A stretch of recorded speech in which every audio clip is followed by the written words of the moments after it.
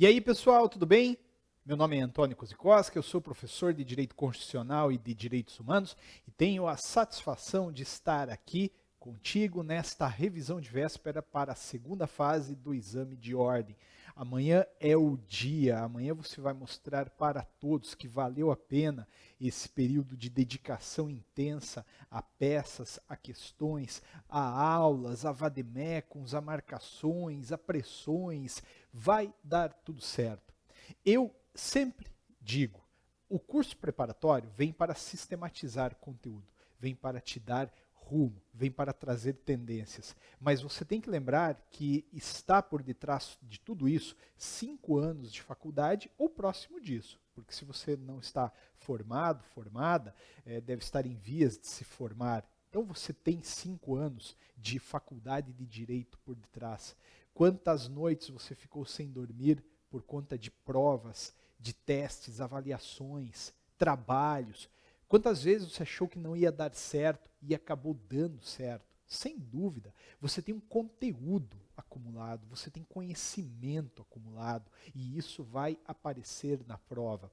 Olha, eu não sou muito de futebol, não gosto de futebol, mas eu me recordo muito de o meu pai falando para mim, numa série de oportunidades, uma frase que alguém do futebol falava. Eu não vou lembrar a autoria da frase, lembro do meu pai me falando que jogo é jogo e treino é treino.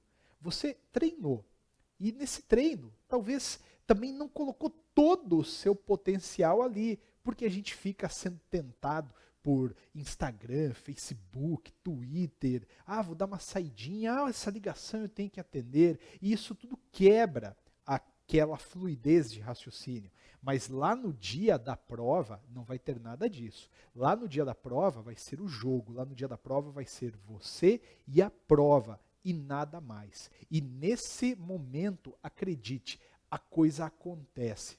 Vocês já ouviram também falar as histórias de mães, por exemplo, que em momentos de extrema tensão são capazes de levantar o carro para arrancar a criança de baixo, são capazes de bater no urso que está atacando o filho, não é? A gente já ouviu histórias como essa.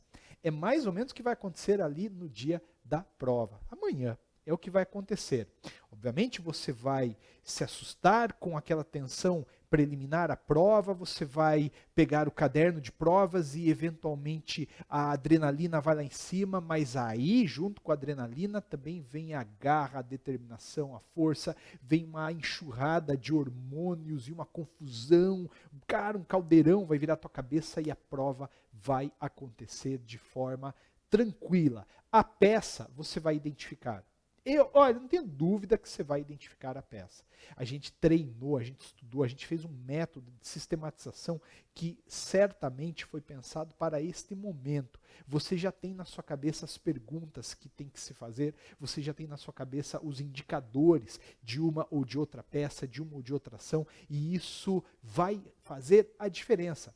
Questões são questões. A gente sabe que virá provavelmente uma questão de um nível mais difícil, 2 questões difíceis, mas que você vai dar conta, e uma questão um pouco mais tranquila. E isso tudo vai convergir para uma somatória de pontos adequada, uma somatória de pontos que vai te colocar no rol de aprovadas e de aprovados, um rol que vai te lançar na carreira de advogado, no direito constitucional. Você vai passar no direito constitucional, que está muito em evidência hoje em dia, não é verdade?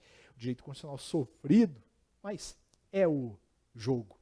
Galera, eu só tenho a agradecer a vocês que fizeram o curso, vocês que passaram por esse piloto, que mesclou aulas online, aulas presenciais, um modelo muito legal que na minha avaliação deu certo. Óbvio, né? A vida é um processo de melhoria contínua, a gente vai sempre alinhar, adequar, a gente recebeu inclusive as observações que vocês fizeram, as considerações que vocês trouxeram ao longo do curso para também facilitar a vida daqueles que estão por vir. Eu agradeço a vocês do fundo do meu coração. Tive a oportunidade de conviver com algumas alunas ao longo desse processo de preparação e eu vi o quão isso era importante para vocês. E ao mesmo tempo eu vi o quão vocês se dedicaram, o quão vocês se colocaram tentando entender o direito constitucional, eu via a surpresa diante de um conteúdo novo, eu via a alegria diante de um raciocínio que era completado, e eu tenho certeza de que você vai ser aprovado, vai ser aprovado. Pronto, maravilha, vamos lá amanhã e vamos arrebentar. Amanhã a gente vai encontrar uma peça, e eu quero focar nessa revisão de véspera as peças, tá bom? Com, obviamente, algumas pinceladas de direito material, tudo que você acompanhou ao longo da nossa preparação. E você se recorda, há muito tempo atrás, a gente teve uma primeira aula falando sobre a ação pelo procedimento comum. Lembra-se dela? A ação pelo procedimento comum, que muitos devem ter olhado e falado, tá, mas eu estou fazendo uma segunda fase em direito constitucional, eu quero ver mandado de segurança, DI. Tá, beleza, cara, mas a ação pelo procedimento comum, ela é sim a base, é o ponto de partida. E este ponto de partida, inclusive, coincide com o da nossa revisão de véspera para a segunda fase do exame de ordem no direito constitucional. Então, a gente estudou esta ação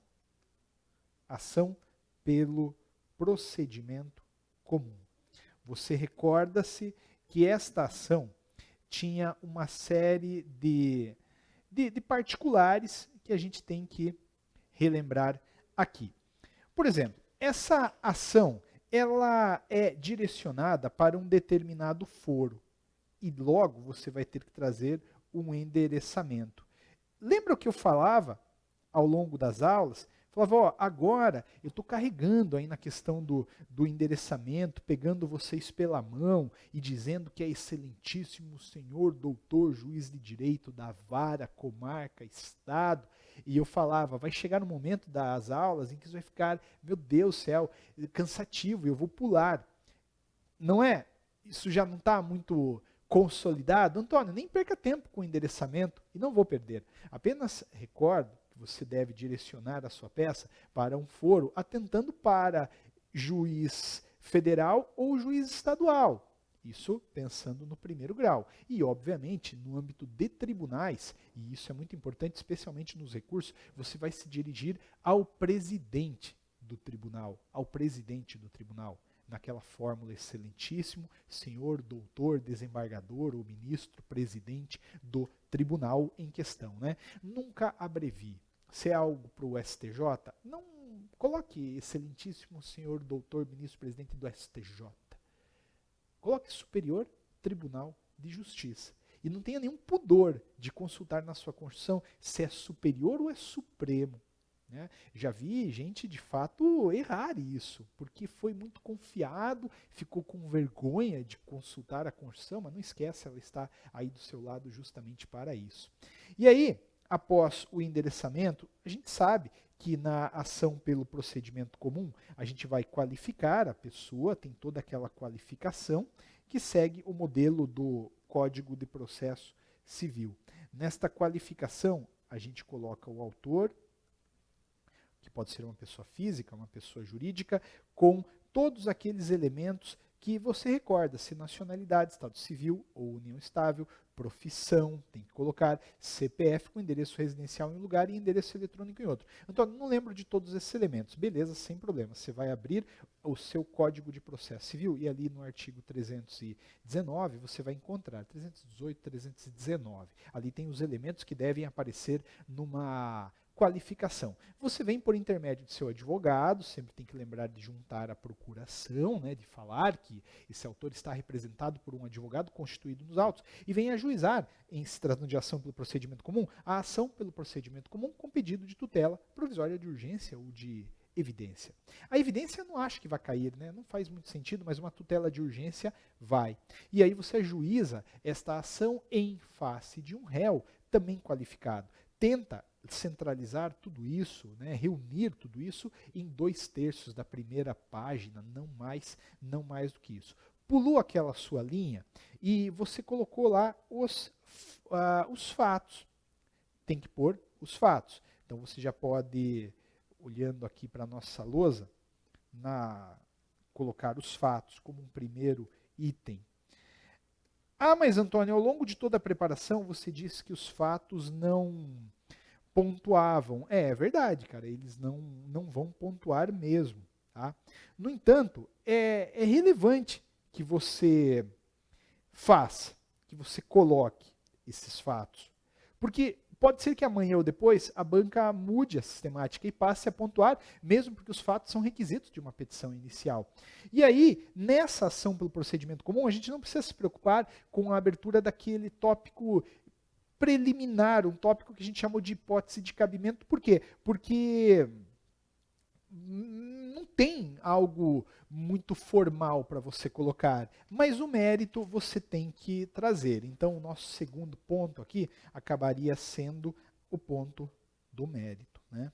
Então, depois já vem o mérito.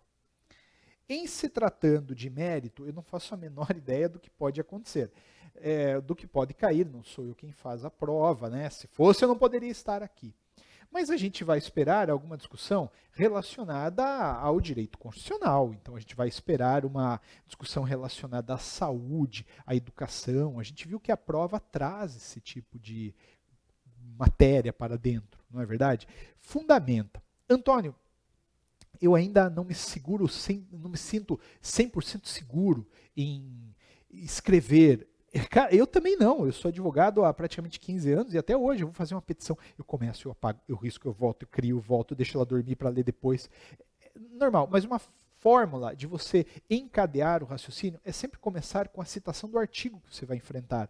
Por exemplo, conforme artigo 196 da Constituição, o direito à saúde é dever do Estado, direito de todos. E aí você já tem o gancho para começar a descrever que no caso concreto houve uma violência ao direito de saúde e assim por diante. Certo? Maravilha. Aí vem a parte número 3, que é a parte da tutela de urgência. Nessa parte de tutela de urgência, você pode discorrer sobre os elementos que apontam para uma providência que não pode esperar. Seu juiz, vai dar errado se o senhor não me conceder uma ordem para fazer ou deixar de fazer alguma coisa já. E essa tutela de urgência, ela vai ser fundamentada no artigo 300 do CPC, que certamente você já viu, aquele que fala que a tutela de urgência será concedida quando houver elementos que evidenciem a probabilidade do direito e o perigo de dano ou o risco ao resultado útil do processo. Vai lá e cita. Lembra, a prova ela não vai avaliar o que exatamente você fundamentou como perigo de demora, mas vai olhar se você trouxe esse critério como um critério para a concessão da tutela de urgência, beleza? E aí, galera, na sequência, você já pode trazer o item 4, que é o item dos pedidos. Maravilha. Na parte de pedidos, inclusive, vamos ter um modelo que vai ser replicado em ações que logo virão, como, por exemplo, ação popular e por aí vai. Né?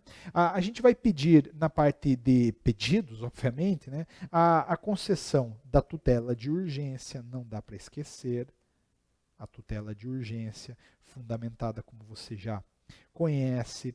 Depois vem a questão da designação de uma audiência, porque o CPC ele trouxe toda essa lógica mais compositiva, autocompositiva, bem legal, né? Aí pede a citação da outra parte também, para que ela apresente a sua defesa, caso não haja uma composição. Produção de todos os meios de provas, né? Obviamente o julgamento de procedência do pedido, e aí pede a condenação da outra parte em honorários. Afinal de contas, né, meu irmão? A gente precisa de dinheiro, cara, para viver. Precisa de dinheiro. E a gente, como advogado, advogada, sobrevive com os honorários. Valore a causa, dê a ela um valor. R$1.000, se for o caso, é um valor neutro. Se o problema trouxer um número, coloca, pede deferimento local, data, advogado e pronto. A gente viu, né, a prova cobrando ação pelo procedimento comum com pedido de tutela provisória de urgência no caso de hospital. O cara estava lá estrupiado, precisava ser internado. A gente viu, queria uma indenização. Então, indenização, né? Na parte de mérito, é muito provável que venha algo relacionado também à indenização por força de descumprimento de algo constitucionalmente previsto, como, por exemplo, o direito de, de educação, de saúde e por aí vai.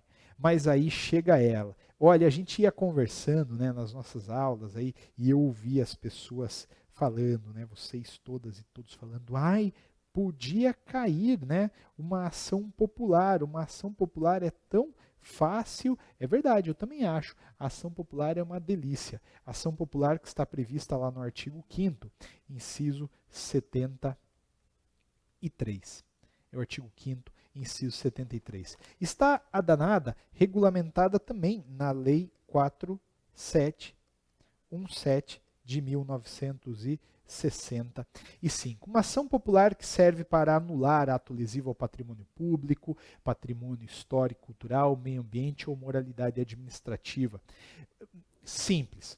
Indicativo de sacanagem, de poder público fazendo presepada, vai lá desviar dinheiro, utilizar de forma indevida dinheiro público, atacar o meio ambiente, a moralidade, o patrimônio histórico. Cabe à ação popular desde que nós estejamos com um cidadão no problema, uma cidadã aqui compreendida como a pessoa que exerce direitos políticos, que tem o título de eleitor, que apresentou para você todos os documentos, inclusive o comprovante de votação na última eleição. Se votou na última eleição é porque era cidadão e que está com os direitos políticos em dia. A prova já trouxe o caso do vereador, não é verdade? O vereador, cara, se é vereador ele tem direito político, está lá exercendo direito político nessa condição, ele pode sim ajuizar uma ação popular. Então esta é a ideia, tem que atrelar aquela hipótese de cabimento à autoria.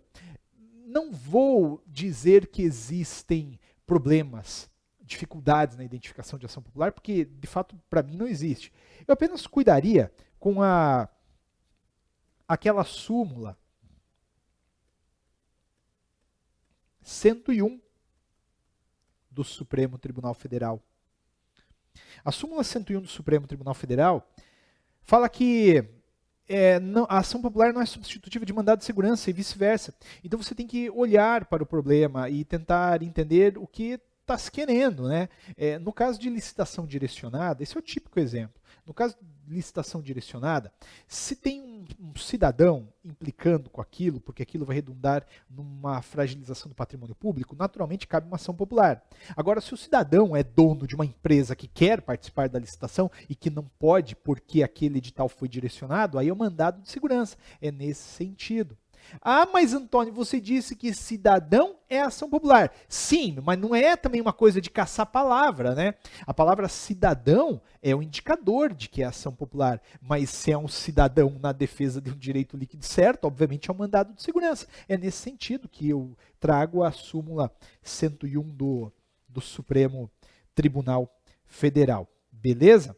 Legitimidade passiva na ação popular é de qualquer um. Qualquer um, cara. Pode ser eu, posso ser réu na ação popular, pode ser a prefeitura, mas lembra que é assim, ó, a regra são réus nas ações populares as pessoas que causam o dano, que se beneficiam com aquele dano, aquele ato lesivo, e também a pessoa de direito público ou privada envolvida. Certo? Maravilha. Nesta ação popular, a gente vai desenvolver um modelo muito idêntico, muito parecido com o que a gente desenvolveu na ação pelo procedimento comum, com a diferença que lá nos pedidos, a gente vai fazer o quê? Já posso até ir para a parte de pedidos. Obviamente, a gente vai pedir numa ação popular, olha aí, ó, pode esquecer, hein? A gente vai pedir na ação popular a concessão de uma liminar. Liminar para garantir algo que é urgente. Isso tudo com base no 5º parágrafo 4º da lei. Tem que pedir também a citação dos réus para contestarem. Lembrando que o artigo 7º da Lei da Ação Popular fala que esse prazo para contestar é de 20 dias. Antônio, pergunta, eu posso pedir a designação de audiência de conciliação? Pode, cara, pode. Eu acho que é meio conciliável com o rito da ação popular. Mas pode, se te faz feliz, peça. Vai que o examinador traz, lembra para sua aprovação do princípio do que a bunda não prejudica. Concorda? O que sobra não tem problema. Coisas a mais na sua peça não farão com que o examinador desconte pontos. Agora, coisas a menos, sem dúvida alguma. Tem que trazer a intimação do MP. Isso também é um diferencial da ação popular em face da ação pelo procedimento comum. E tem que trazer o pedido de provas, especificando-as. Tem que trazer a procedência do pedido e tem que também pedir a condenação em honorários, correto? Estes são os pedidos de uma ação popular. Já comecei pelo pedido, né, para apontar alguma coisa que julguei relevante aí. Olha, essa ação popular, você não vai esquecer de uma coisa, ela vai ser endereçada para primeiro grau. Por quê? Porque não existe ação popular em tribunal superior. O Supremo Tribunal Federal, ele até admitiu certa vez uma ação popular no Supremo. Era uma hipótese muito específica, que vamos até falar baixo para não despertar aí curiosidade de ninguém. Não vai cair, tá? Mas é só porque agora que eu trouxe, você não vai conseguir dormir. Falei, meu Deus do céu, Antônio falou que tem uma ação popular lá no Supremo Tribunal Federal. Nunca me falou ao longo das aulas, nunca falei mesmo. Mas o que aconteceu uma vez foi o seguinte. Lembra da Raposa Serra do Sol? Então aqui era Roraima. Veio a Raposa Serra do Sol, a União, e demarcou uma reserva que ocupou grande parte do território de Roraima. E aí, o que aconteceu? Um autor popular, um cidadão, veio e desenvolveu um raciocínio interessante. Ele falou o seguinte, olha, o território de Roraima é patrimônio de Roraima. Então, eu tenho que contestar a violação desse patrimônio da seguinte maneira: o autor popular em face da União. Em face da União, porque foi a União que demarcou. Mas o Supremo Tribunal Federal entendeu que nessa conformação, olha o que eu vou dizer agora, nessa conformação eu tinha o quê? Eu tinha a União, de certa forma, litigando contra o próprio Estado, ou causando um ato que era violador do Estado. E aí o Supremo pensou o seguinte, segundo a Constituição, o conflito federativo deve ser resolvido pelo Supremo. Lembra disso? Sempre que a União litiga com o Estado, o foro é o Supremo Tribunal Federal. E aí, nesse caso específico, ele acabou levando a ação popular para o Supremo. Mas eu não acho que isso virá a acontecer de novo, não mesmo. Tá? De novo não, né? Digo, não vai acontecer na prova. Então, a ação popular vai ser para primeiro grau. Lá na ação popular, a gente tem que trazer um tópico para falar sobre a hipótese de cabimento. E aí, não esquece, hein? Capricha na questão da cidadania, da demonstração da cidadania. Capricha na menção do artigo 1º, parágrafo 3º da Lei da Ação Popular, demonstrando que a prova que comprova a condição de cidadão está sendo juntada aos autos pelo autor muito diligente da ação popular. Fala por que você está dirigindo essa ação popular contra as pessoas que você identificou como réis. Você vai falar, é porque uma é a autora do ato, a outra é a beneficiária do ato, e por aí vai, né? Mérito. Bom, na parte de mérito, cara, de uma ação popular, assim, muito provavelmente haverá algo relacionado ao artigo 37 da Constituição. Mas também não esquece de dar uma olhada no 225, em caso de violação a meio ambiente, lembra? A gente tem ali uma hipótese de mérito bem legal. E também dá uma olhada nos artigos 2 a 4 da Lei da Ação Popular, porque neste conjuntinho breve de artigos a gente tem a exemplificação de situações muito pontuais, né, que representam cabimento de ação popular. E por aí vai, ninguém te segura se cair uma ação popular.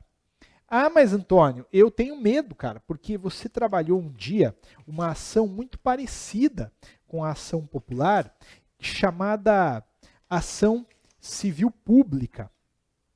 De fato, são parecidas. Inclusive, numa determinada aula, eu falei para vocês o seguinte: a ação popular e a ação civil pública, elas juntas formam um microsistema de proteção de direitos difusos. E a própria lei, né, da ação civil pública, para já ir para ela, então a lei da ação civil pública, que é a lei 7347 de 1985, fala no artigo 1º que regem-se pelas disposições desta lei, sem prejuízo da ação popular, as ações de responsabilidade por danos morais e patrimoniais causados, as hipóteses que a gente já pode relembrar. Então veja que o próprio artigo 1º cita a ação popular. Aí vem os incisos 1, 2, 3, 4, até o 8, né? É meio ambiente. Ah, mas meu Deus do céu! Meu Deus do céu! Porque a violação ao meio ambiente também seja o ajuizamento de uma ação popular. Concordo. Então, Tony, eu faço uma ação popular ou uma ação civil pública? Depende de quem te procurou, né? Eu já posso falar sobre os legitimados. Legitimados que na ação civil pública são diferentes dos legitimados da ação popular.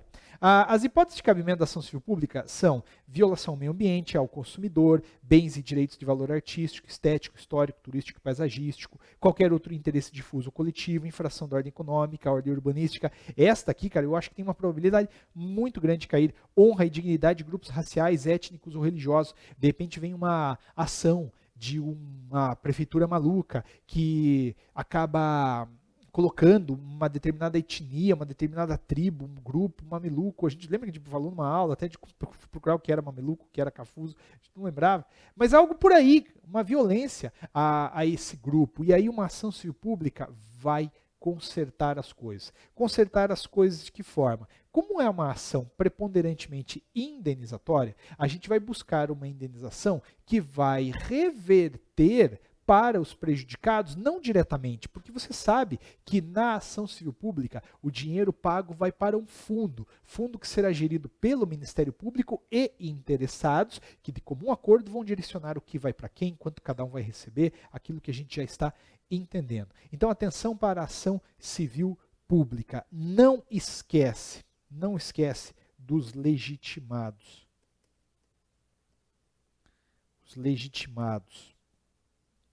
Eles estão lá no artigo 5º da Lei da Ação Civil Pública. E é aqui onde você vai encontrar a diferença entre a ação popular e a ação civil pública. Tá bom? Beleza. Você lembra que na ação popular quem ajuizava era o cidadão. Agora quem vai ajuizar a ação civil pública é o MP, não é o caso, o MP não vai te procurar para fazer uma peça. Defensoria Pública não é o caso, para mim, União, Estado, Distrito Federal e Município também não, eles têm as suas advocacias respectivas, né, públicas, obviamente. Autarquia, talvez. Fundação, Sociedade de Economia Mista, talvez. Mas é mais fácil para todos nós, inclusive para o examinador, pedir uma ação civil pública ajuizada por uma associação. Lembrando que a associação deve estar constituída há pelo menos 1 ano.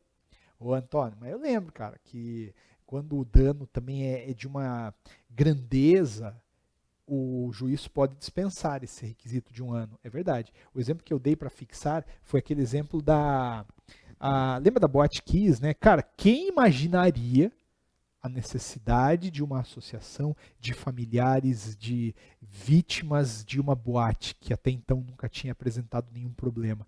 Nesse caso, o juiz teria que ter muito coração peludo para exigir da associação recém-criada o preenchimento desses 5 anos. Não faz sentido. Aliás, desse 1 ano, né?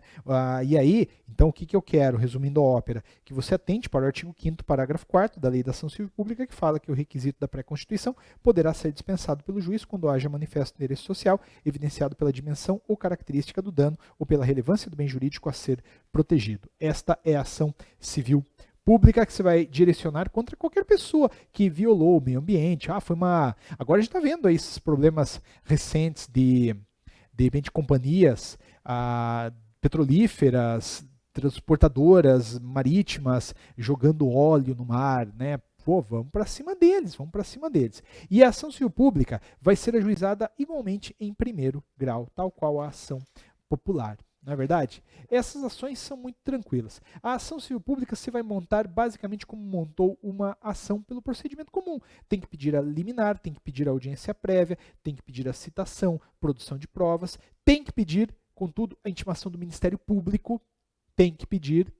Porque, mas Antônio, o Ministério Público pode ajuizar. Eu sei que pode, mas quando ele não ajuizar, você pode pedir para ele acompanhar. Aliás, você deve pedir que ele acompanhe. E aí vem fato, hipótese de cabimento, mérito e por aí vai. Liminar, cabível, completamente cabível e pronto. A ação civil pública caiu lá no 21º exame de ordem. Olha que faz 10 exames que não cai. Quem sabe venha, né? Quem sabe venha. Não vejo nenhum problema nela. Mas aí, a gente iniciou nas nossas aulas uma outra pegada, né? A gente começou a falar de remédios constitucionais, lembra? E aí falamos de habeas corpus. Habeas corpus, que é um remédio constitucional que vai proteger a liberdade de locomoção. Eu vou tomar a liberdade de pular o habeas corpus. Eu trabalhei o habeas corpus nas aulas, porque ele é muito intuitivo, ele é fácil, a partir dele a gente consegue idealizar uma estrutura, que inclusive é a estrutura que nos norteia em ações como habeas data, mandado de segurança, mandado de junção e mesmo a reclamação. Mas eu vou pular, até porque, lembra, vocês que estavam no presencial um dia discutiram, mas não cabe, cara, não pode a banca cobrar um habeas corpus, porque não é uma peça privativa de advogado e sequer é uma forma pré-estabelecida. Eu concordo plenamente com vocês, fiquei orgulhoso quando ouvi de vocês aquilo. Por isso vou pular nesse momento de revisão de véspera, já que a probabilidade é muito pequena. Né? Só que lembra só de uma coisa, porque se cair, você vai fazer igual você vai fazer o habeas data. Mas não esquece que o enfrentamento do habeas corpus é assim, ó. O impetrante vem impetrar o habeas corpus em favor do paciente, cuja liberdade de locomoção foi violada pela autoridade coatora. Nas peças que a gente criou, a gente trazia duas pessoas na folha de rosto. Não é? Era o autor e o réu, recorrente e recorrido. Era isso. Agora aqui, a gente traz três. O impetrante, que é o advogado, em benefício de um paciente, cujo direito de locomoção foi violado por uma autoridade coatora. Ótimo. Tony, como é que eu identifico um habeas corpus? Vai ter alguém preso, ou em vias de ser preso. Aí toma cuidado com a parte de competência do habeas corpus também, que é um saco, né? Mas a gente já entendeu que quanto mais alta a autoridade presa ou coatora, mais alto tem de ser o foro do danado do habeas corpus. Pessoal, tem uma coisa que é igual cabeça de bacalhau, a gente sabe que existe, mas pouco vê por aí, que é o habeas data. Caiu na prova já. Faz tempo que não cai. Faz tempo que não cai. Constituição fez 30 anos, ano passado, 2018. Em 2018 ela fez 30 anos, né? Ela é de 1988.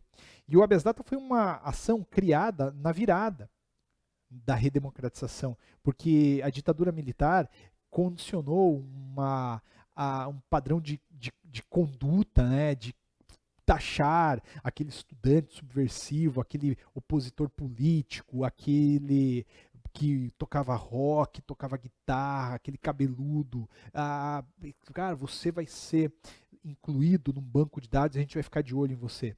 E as pessoas não sabiam o porquê dessa inclusão. E aí, na redemocratização, agora a gente quer ver esses bancos de dados aí. Aí veio o habeas data. Habeas data, que está genericamente colocado no artigo 5º, inciso 72.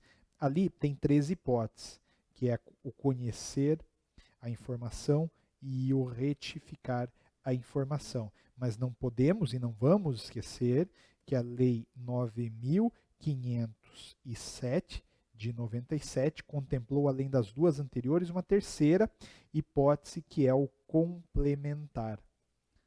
A gente quer acrescentar informações no banco de dados, Antônio. Pode? Pode, claro que pode. E faz isso por habeas data. Mas não esquece de uma coisa.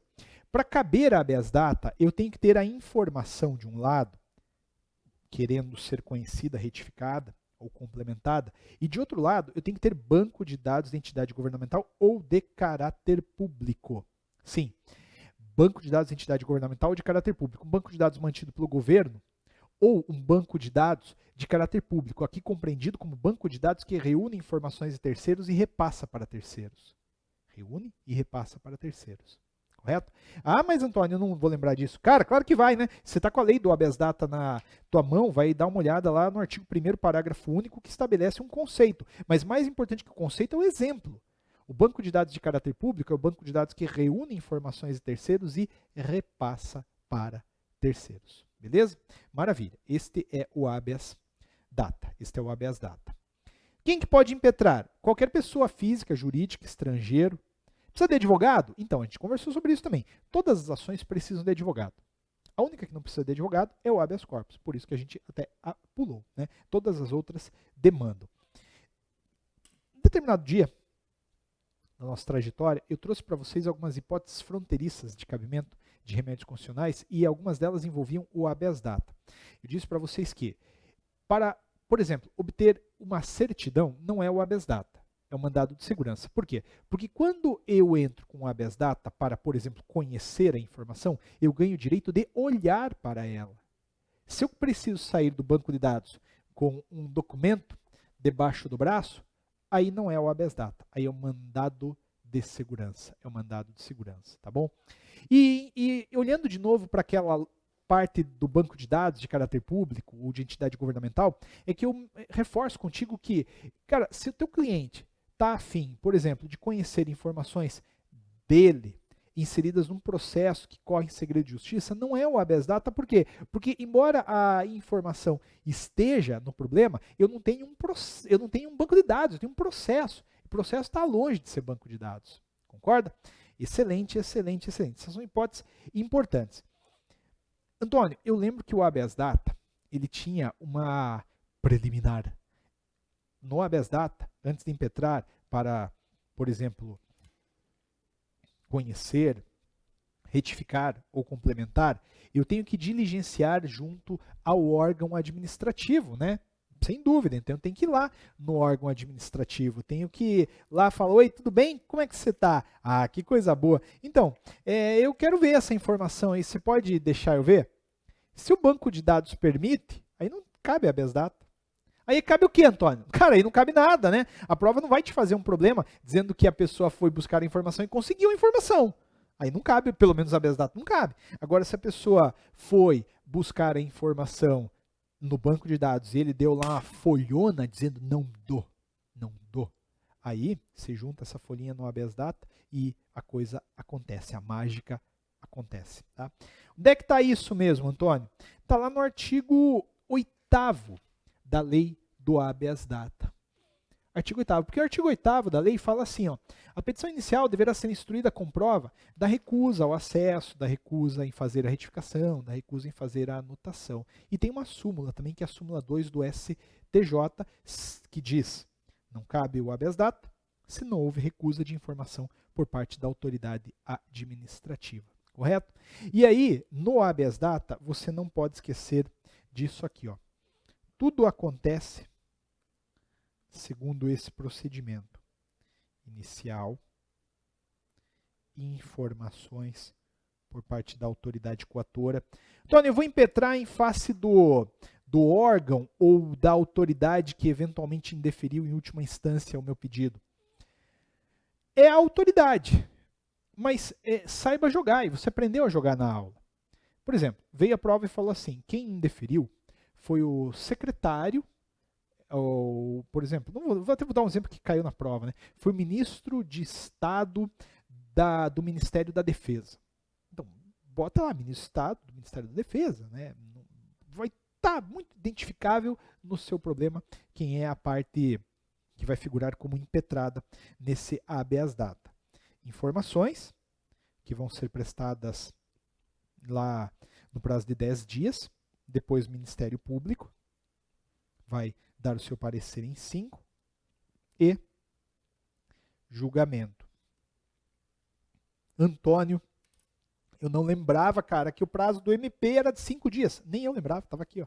Estava na apostila, a gente estudou. Você não vai levar apostila para a prova? Não recomendo, acho que é proibido o material. Mas você lembra que na lei que você anotou estava escrito lá, artigo 12. Fim do prazo a que se refere ao artigo 9, que era o da informação. e ouvido o representante do MP dentro de 5 dias, os autos serão concluídos ao juiz para a decisão ser proferida em 5.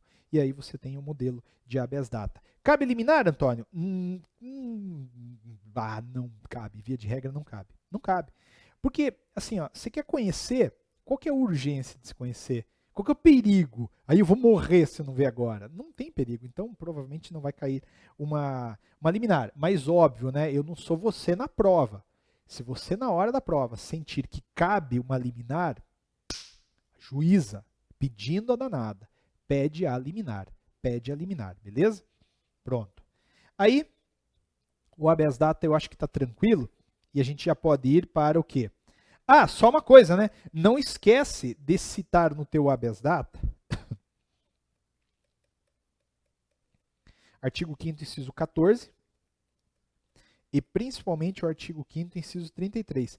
É este daqui, inclusive, que funda o cabimento do habeas data, o 5º, inciso 33. Tá bom? O habeas data já caiu. Tem que dar valor de causa? Meu, bota valor de causa em tudo, cara. Tudo. Ah, mas não cai. Aliás, não tem. No habeas data tem, beleza? Então, assim, a gente tem aí uns 40 minutos de aula, né? A gente já falou um monte de coisa, já lembrou de ações, algumas coisas talvez a gente não lembrasse, outras a gente lembrou. Legal, Antônio, maravilha, mas agora chegou a hora dele, o remédio heróico, o mandado de segurança. Não vai sair da prova e falar assim, ai, caiu um mandato de segurança. Cara, não faz isso. Não vai me escrever lá mandato de segurança. Eu acho que a banca não ia ser também idiota de anular, porque o cara escreveu mandato de segurança. Mas para quê, né? Para quê? Mandado de segurança, que está previsto lá no artigo 5º, inciso 69. 5º, inciso 69, que fala conceder-se ao mandado para proteger direito líquido certo, não parado por habeas corpus ou habeas data, quando o responsável pela ilegalidade ou abuso de poder for autoridade pública ou agente de pessoa jurídica, tá bom? No exercício de atribuição pública. Então, o negócio está aqui no direito líquido e certo. O negócio está no documento. O problema vai, obviamente, falar em documento. O problema vai falar que houve que o cliente procurou com toda a cópia do processo administrativo que proibiu de fazer alguma coisa. Tem documento, tem autoridade pública. O que você está esperando? Ah, mas Antônio, se a pessoa tem um documento e tem uma autoridade pública, mas ela está reivindicando uma indenização, aí não é mandado de segurança. Perfeito. Aí é uma ação pelo procedimento comum.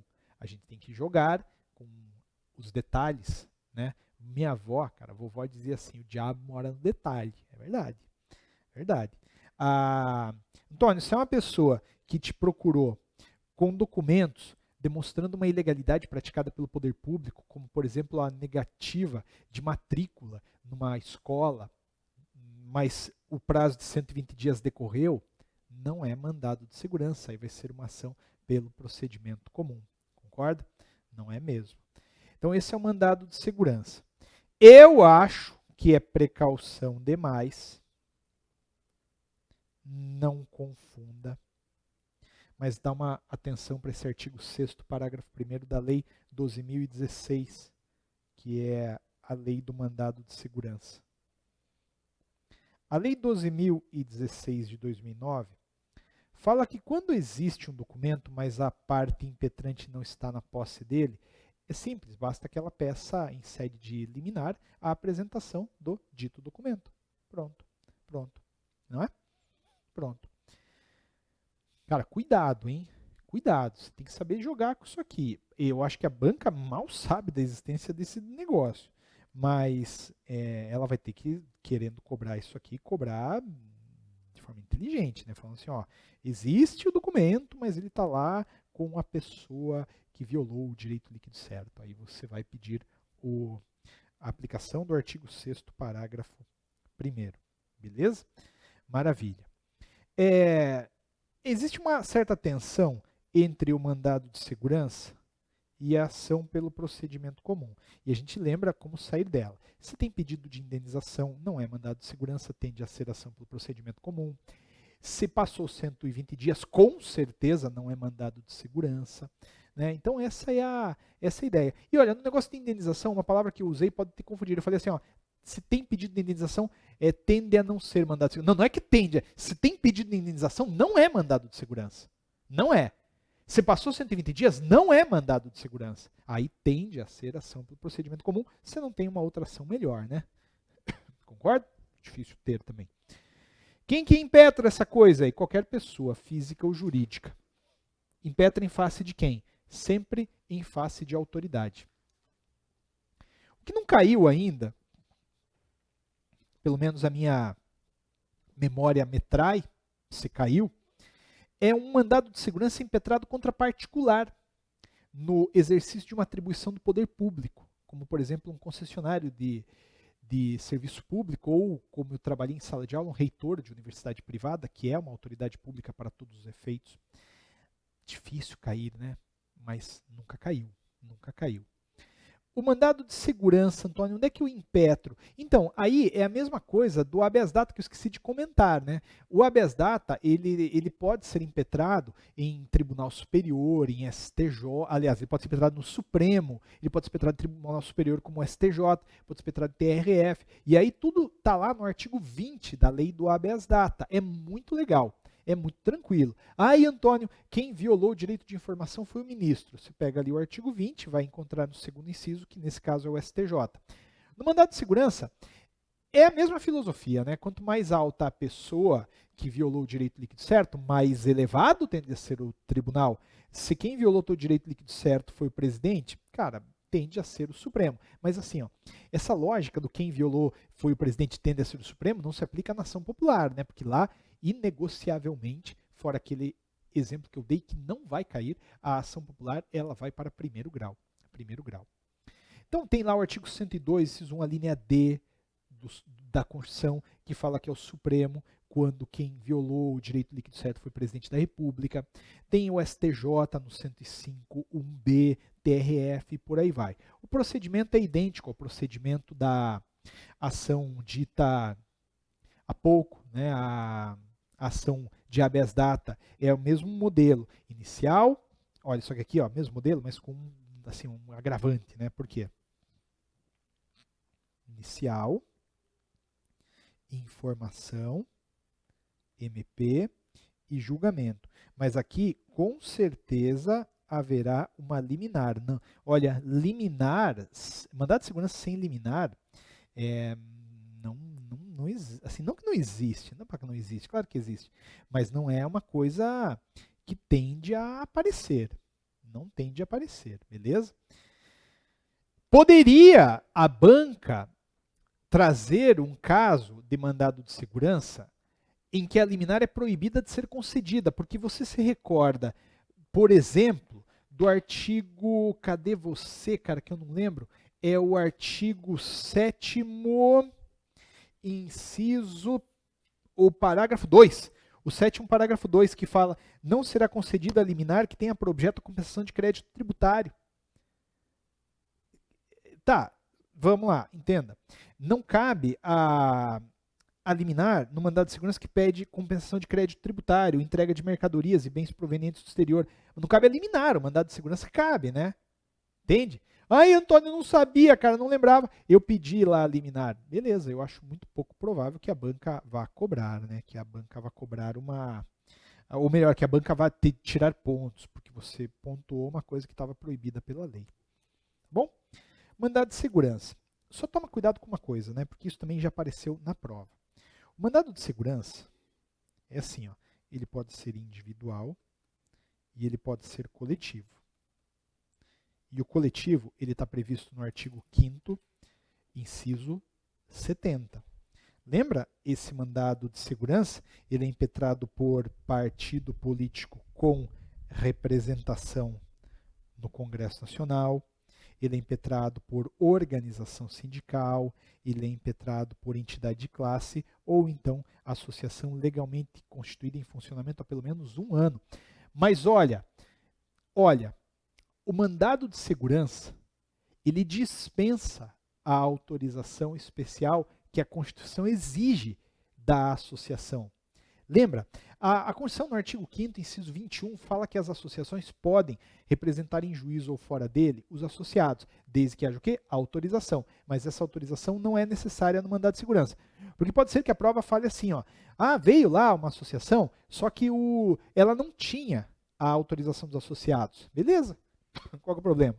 Não precisa ter mesmo, né? Lá para impetrar o mandado de segurança, isso é indiferente. Vou tomar uma água. Aliás, tome água na prova, tá? Tome água, cara. Água é bom, água é vida, água refresca, água renova. Leva para a prova sua barrinha de cereal, né? O seu Nutri. Não sei se pode fazer merchandising algo. Nem faço, nem recebo nada da Nutri, infelizmente. Mas leva alguma coisa para comer. E alguma coisa para comer quer dizer alguma coisa leve, né? Aí levar lá um pedaço de pizza que ficou de ontem, né? Não vai dar certo. Quando o mandado de segurança é coletivo, tudo é igual. Tudo é igual. Você impetra, você menciona que é um impetrante. Obviamente, você vai ter que abrir um tópico no seu MS, na parte de hipótese de cabimento, para explicar que a legitimação é de uma certa pessoa, o que condiciona a impetração na forma coletiva. Quer dizer, você vai ter que citar que que trata-se de um MS coletivo porque está sendo impetrado por uma daquelas pessoas. Ponto. Ponto. No máximo, quando é um MS coletivo, você vai fazer um pedido liminar com base no artigo 22, parágrafo 2 da lei. A liminar do MS está previsto no artigo 7º, inciso 3 da Lei 12.016. Lembra que era a concessão da liminar para fins de, descreve o que você quer, uma vez que presente o fundamento relevante e o risco de o ato impugnado tornar ineficaz a medida. Só que quando o MS é coletivo, você tem que fazer um pedido, de concessão da liminar após a oitiva do representante judicial da pessoa jurídica de direito público que deverá ser pronunciado no prazo de 72 horas. Tá bom? No MS,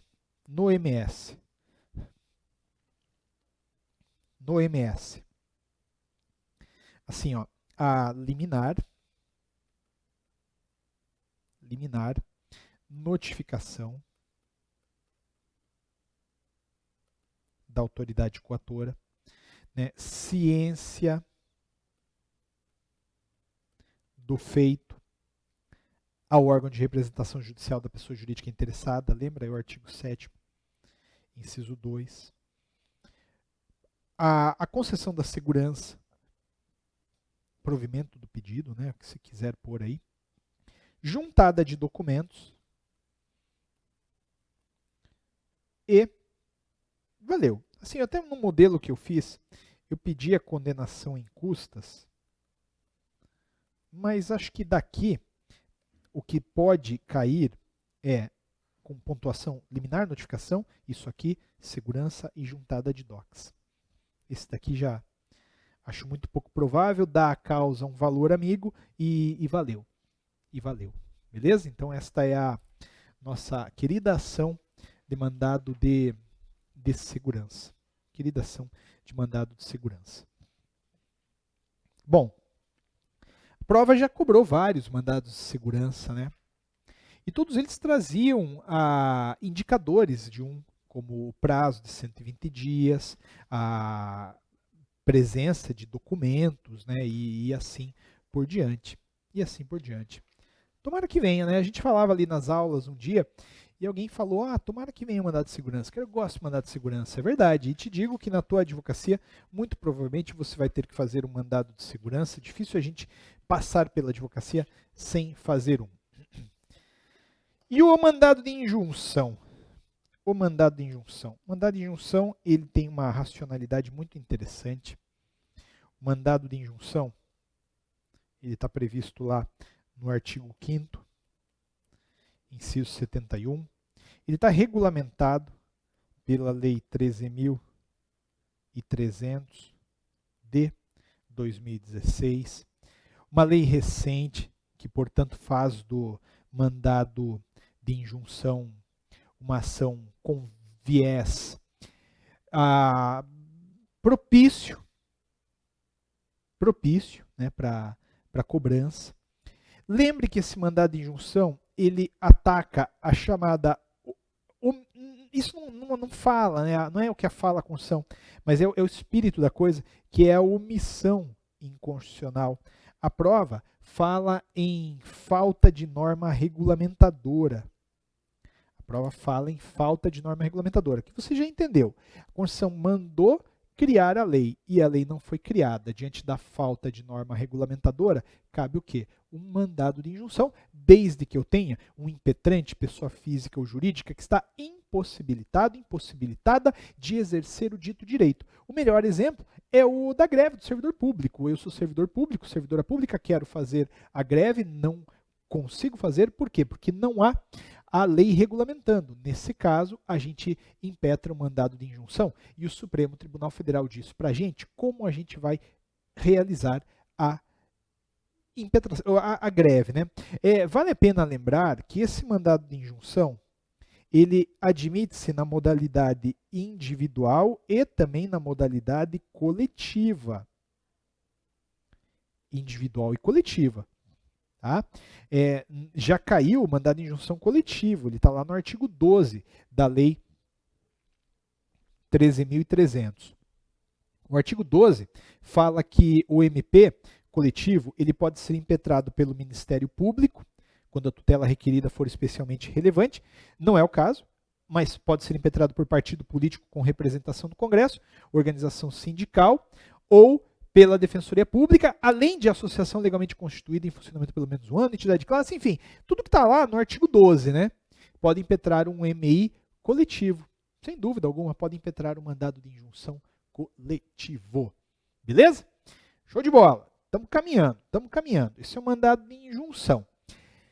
Ah, Antônio, entendi. Aí falta a norma regulamentadora. A gente vai pedir que o tribunal, o julgador responsável, mande o legislativo criar a lei.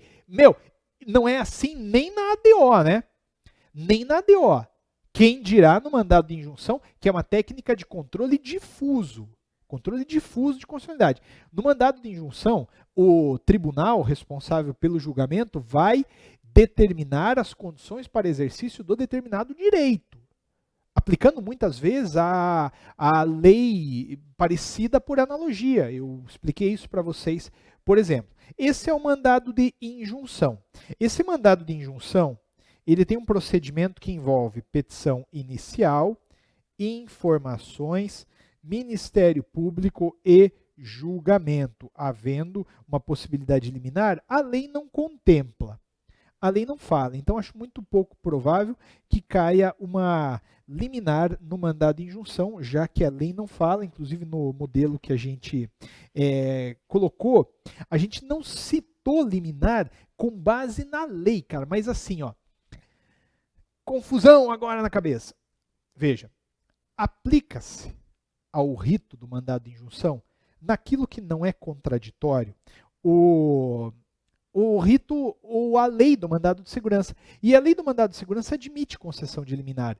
Então caiu o mandado de injunção, não é porque eu estou dizendo que a lei não estabelece a liminar, que você também vai excluir totalmente a possibilidade de pedir uma. Pode ser que venha uma hipótese que eu não consigo nem imaginar neste momento, em que seja necessário um provimento de urgência. E aí não tem dúvida, mete lá uma liminar. Antônio, mas eu vou fundamentar com base no quê? Você fundamenta com base no artigo 7º da Lei do Mandado de Segurança. O artigo 7º, inciso 3, que fala, tá bom? Que é o do mandado de segurança, que aplica-se por analogia ao mandado de injunção.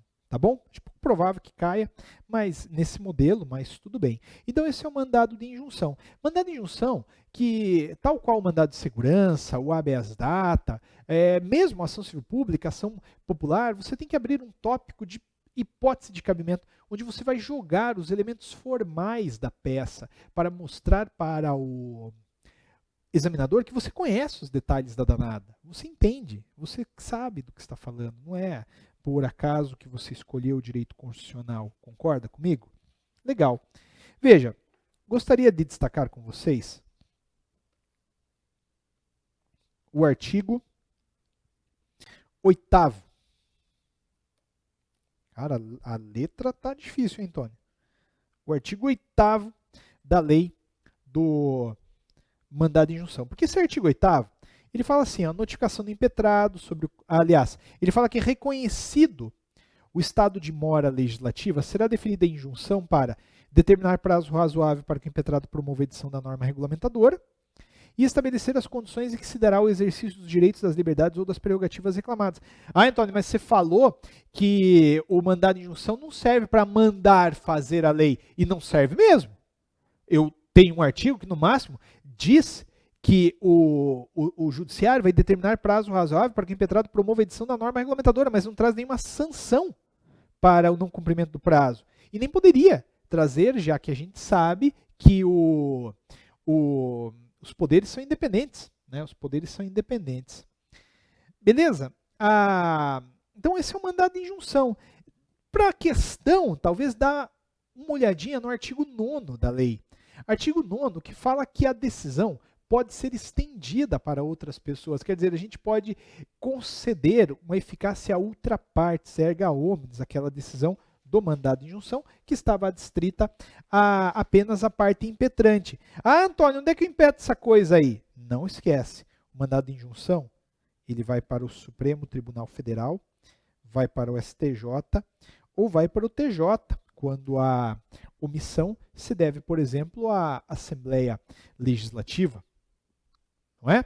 E nesse ponto, inclusive, veio a última cobrança questionável da prova, né?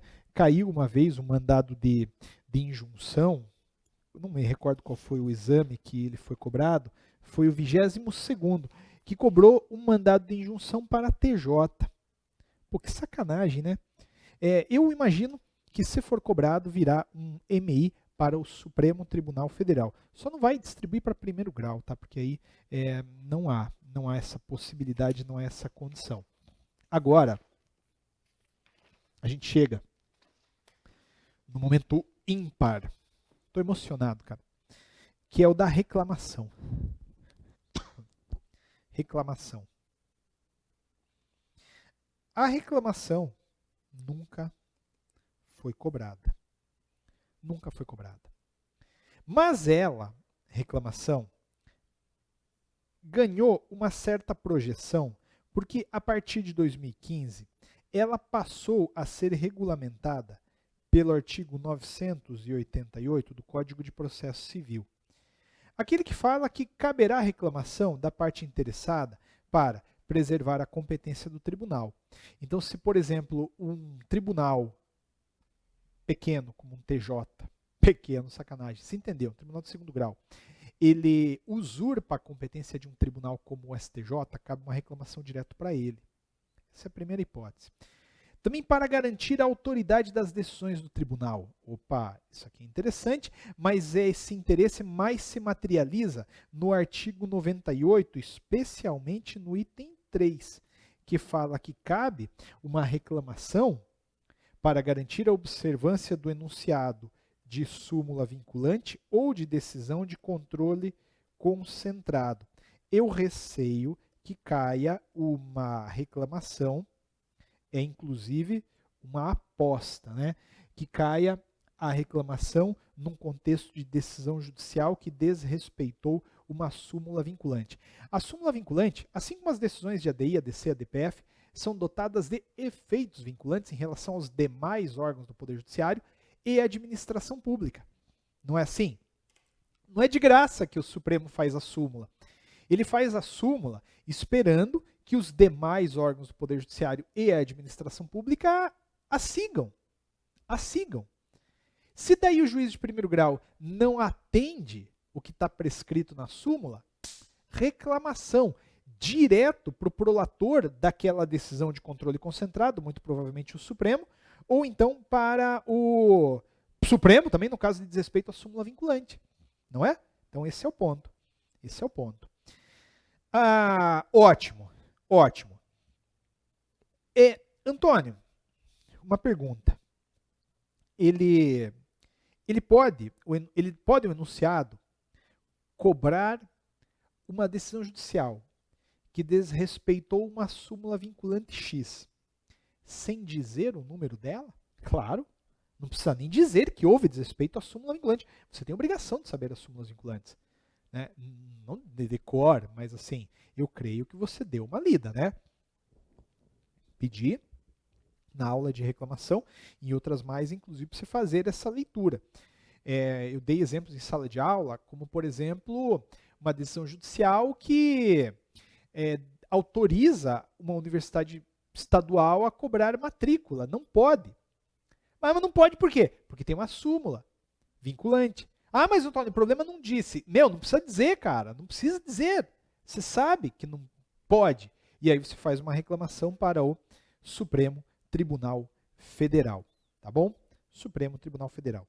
Essa reclamação, ela traz, não é impetrante, ela traz um reclamante, que pode ser quem? Qualquer pessoa física ou jurídica. Qualquer pessoa física ou jurídica. Concorda? Ou mesmo um MP, né? Qualquer interessado. E o reclamado? Então, o reclamado é aquela pessoa, aquela autoridade, por exemplo, que desrespeitou o precedente vinculante. Eu dei exemplos assim, ó. Lembra? Você vai lembrar disso. Deixa eu mudar a corzinha da caneta aqui, ó. Eu dei exemplo assim. Poxa, de repente, a Universidade Federal cobrou a taxa de matrícula. Estabeleceu a cobrança de uma taxa de matrícula.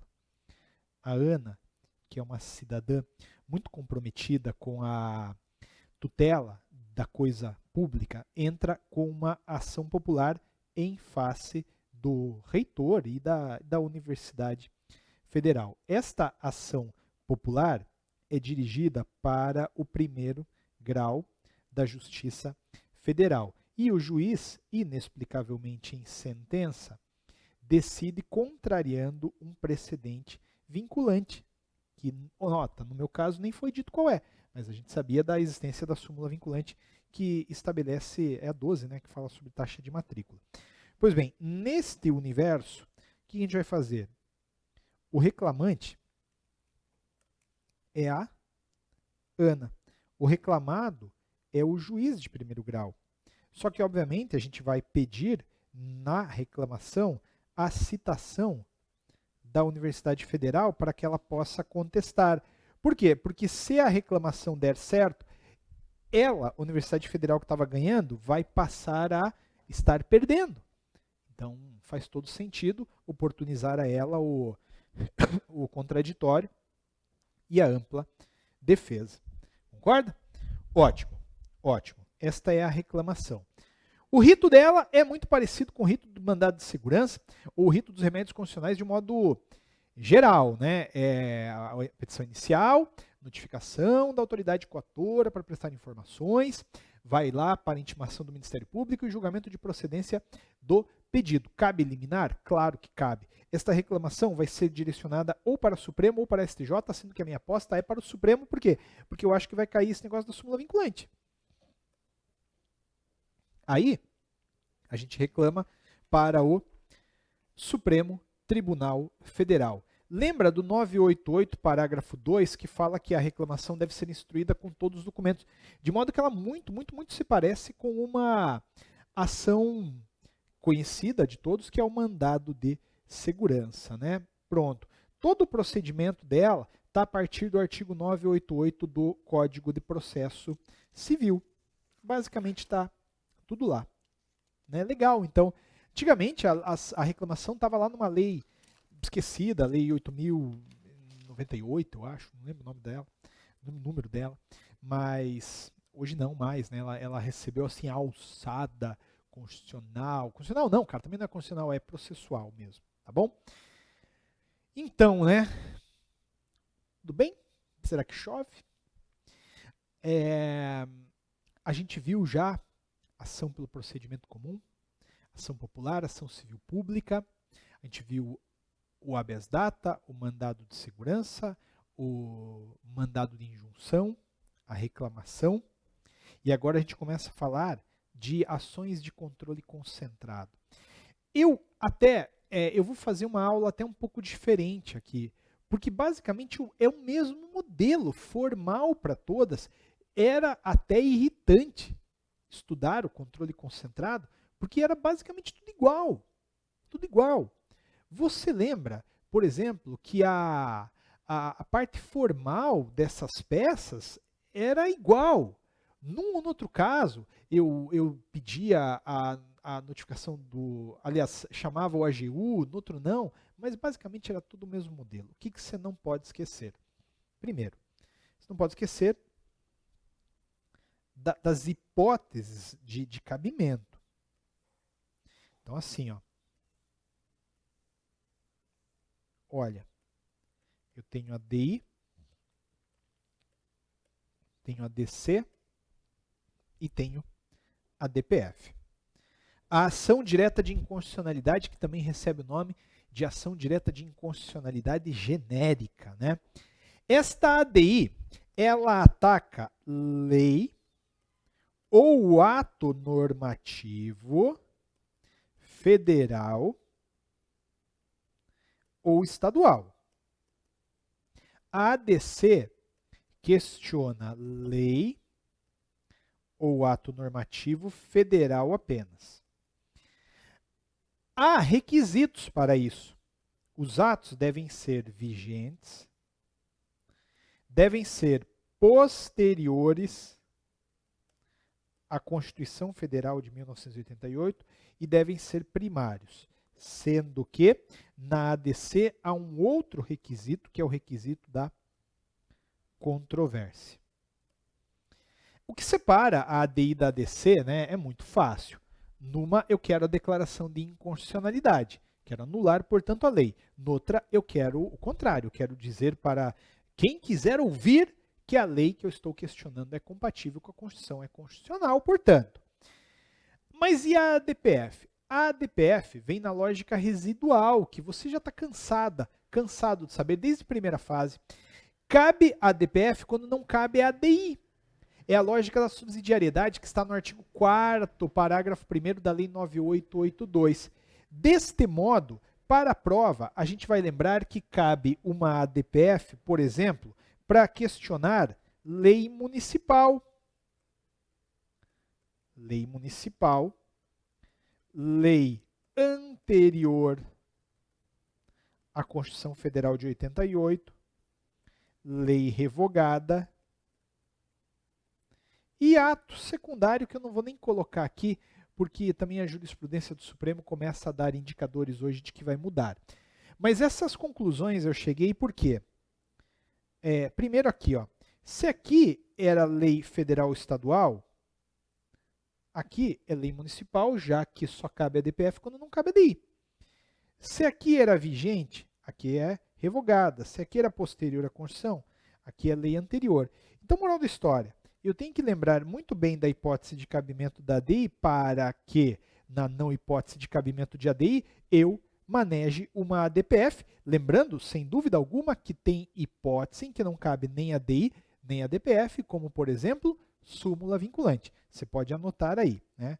A súmula vinculante, ela não pode ser controlada nem em ADI, nem em ADPF. Ai, mas Antônio, você falou do princípio da subsidiariedade. Tá, eu falei, cara, mas tem coisa que não é controlada nem por ADI, nem por ADPF. É simples. Sabe que a gente tem as súmulas vinculantes. Eu tive um insight agora, né? Não acho que seja o caso, mas não custa numa revisão de véspera, onde a gente também quer trazer alguma informação nova. Antônio, tá, beleza. Não cabe, então, uma ADI nem uma ADPF para atacar uma súmula vinculante. É verdade, não cabe. Mas a gente sabe, Antônio, que as súmulas vinculantes, elas podem ser canceladas. não é? É verdade. Elas podem ser canceladas, as súmulas vinculantes. Como é que eu cancelo uma súmula vinculante? Existe alguma ação? Não, não existe uma ação específica para cancelamento de súmula vinculante. No entanto, a Lei 11.417 de 2016, ela traz uma informação legal. A Lei 11.417 é a lei que regula a súmula vinculante. Ela traz, no artigo 1º, a comprovação do que eu falo, quando diz que esta lei disciplina a edição, revisão e o cancelamento do enunciado de súmula vinculante. Então, a súmula vinculante ela pode ser cancelada, ela pode ser revisada. Como? Como que você faz isso? Veja aqui, ó. A gente tem uma série de legitimados no artigo 3º da lei que podem pedir a aprovação, a revisão ou cancelamento de súmula vinculante. Via de regra, são os mesmos legitimados para a propositura de ADI. Via de regra mesmo, tá? Porque a lei 11.417 estabelece, por exemplo, que tribunais superiores, tribunais de justiça podem pedir que o Supremo aprove, revise ou cancele uma súmula vinculante. Então quer dizer que a legitimação para propor a aprovação, revisão e cancelamento de súmula vinculante é maior que a legitimação para entrar com ADI, tá bom? Mas atenção para o artigo 10 da lei, que fala que o procedimento de edição, revisão ou cancelamento do enunciado de súmula obedecerá subsidiariamente ao disposto no regimento interno do Supremo. Então, eu estou querendo problematizar contigo da seguinte maneira. Cara, não sei nem se eu devia também, tá? Mas agora que eu comecei a falar, vai que alguma coisa me guiou, né, a falar isso hoje. Fala, Antônio, desembucha. Cara, assim, ó, se cai para você fazer um pedido de cancelamento de súmula vinculante, partido político X, com representação do Congresso Nacional, te procurou para que você, na qualidade de advogado, faça um pedido de cancelamento de súmula vinculante. Como é que você vai fazer? Você vai fazer de forma muito simples. Excelentíssimo senhor doutor, ministro, presidente do Supremo Tribunal Federal. Partido político tal, vem com fundamento na Lei 11.417 de 2006, requerer o cancelamento da súmula vinculante. E vai pedir a intimação do Procurador-Geral da República para que ele se manifeste. E você pode, nas razões, não tem mérito cautelar pedido, não tem isso, vai ter um pedido só de cancelamento no final. Você poderia colocar razões do pedido e pedido, né? E nas razões do pedido, você vai discorrer um pouquinho os motivos pelos quais aquela súmula vinculante não é mais necessária. Eu acho assim, uma loucura se a banca quiser cobrar isso, não vai cobrar, mas vai que, né? Vai que. Mas, Antônio, que maravilha, Antônio. Agora você acabou de me deixar tensa. Muito obrigado. Estava numa tranquilidade, mas agora você acabou com essa minha paz de espírito. Não, relaxa, cara. Fica tranquilo. Relaxa, tranquilo. Nem ligue. Mas só saiba que existe uma hipótese prevista em lei regulamentando o cancelamento ou a revisão de súmula vinculante. Pelo menos para a questão. E quem pede este cancelamento, esta revisão, são os mesmos legitimados para a propositura de uma ADI, ou de uma ADC, ou de uma DPF. Só que tem alguns outros mais, como eu falei, o Tribunal Superior pode pedir. Veja, o Tribunal Superior não pode entrar com uma ADI, mas pode pedir a aprovação, revisão ou cancelamento de uma súmula vinculante. Município não pode entrar com ADI, mas pode pedir a aprovação, a revisão ou o cancelamento de uma súmula vinculante. Beleza? Legal. Mas tudo isso está sendo trazido porque eu falava agora há pouco disso. A hipótese de cabimento de ADI e de ADPF. Há uma tensão com possibilidade de cobrança entre as extremidades dessa tabela. Se quer atacar a lei federal, é a ADI. Mas a lei federal está revogada, então é a DPF. Querem atacar a lei municipal, é a DPF. Querem atacar uma lei estadual vigente posterior à Constituição de 88, é uma ADI. Indicador forte de ADI são palavras como fazer o controle em abstrato, qual que é a ação de controle concentrado, evidentemente, né? Aí é a ADI, a DPF, ou controle objetivo. Porque, às vezes, lendo os problemas, talvez alguém tenha ficado com poxa, Antônio, eu fiquei em dúvida nesse caso se era um mandado de segurança ou se era uma ADI.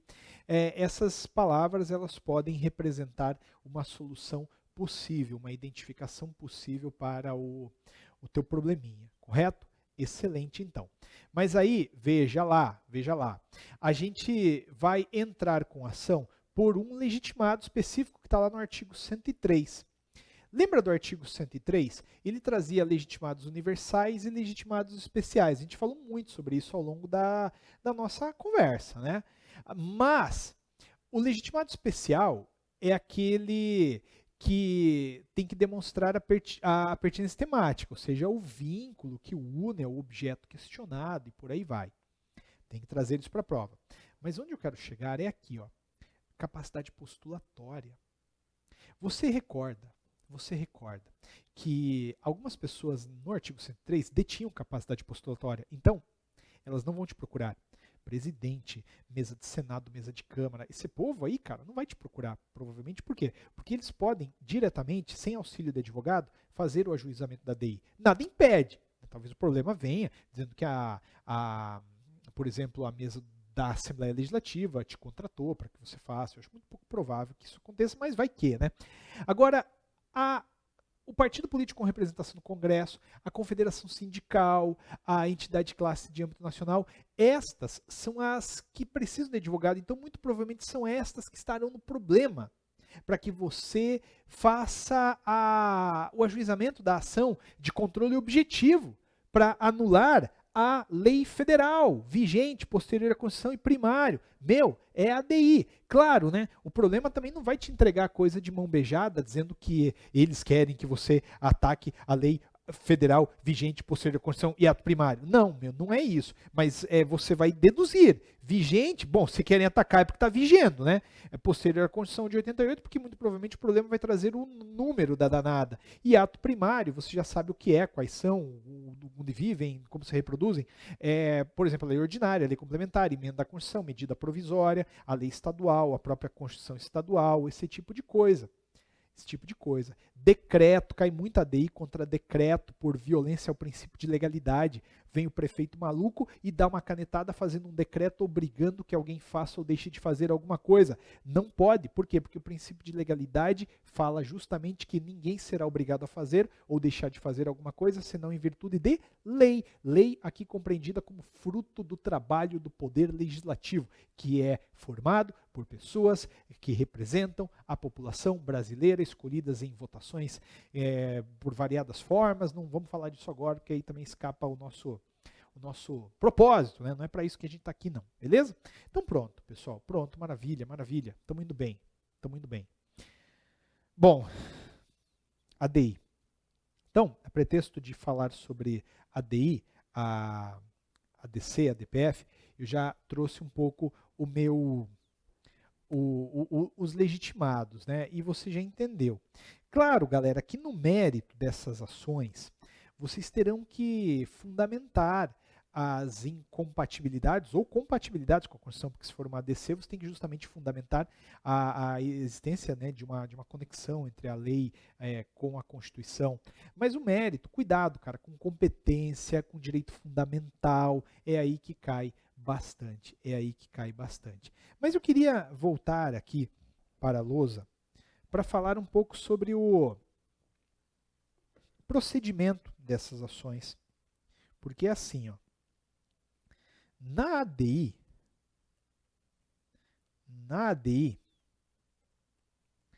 é petição inicial, mais notificação.